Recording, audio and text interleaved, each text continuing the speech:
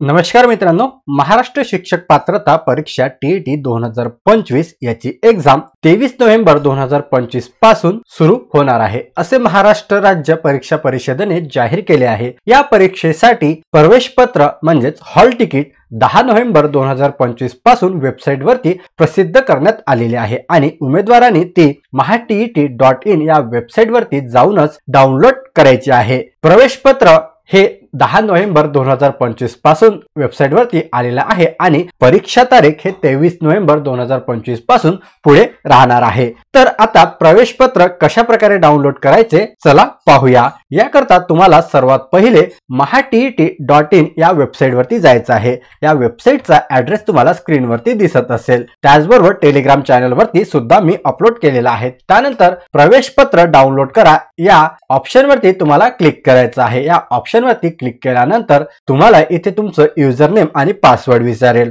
जो की तुम्हाला इथे टाकायचा आहे। त्यानंतर जर तुम्हाला युजर नेम किंवा पासवर्ड माहिती नसेल तर तुम्ही इथे रिसेट सुद्धा करू शकता। तुमचा ईमेल आयडी आणि मोबाईल नंबर टाकून रिसेट सुद्धा करू शकता। तुमचे ईमेल आयडी वर युजर नेम आणि पासवर्ड येऊन जाईल। तर तुम्हाला इथे युजर नेम आणि पासवर्ड टाकून लॉग इन करायचं आहे।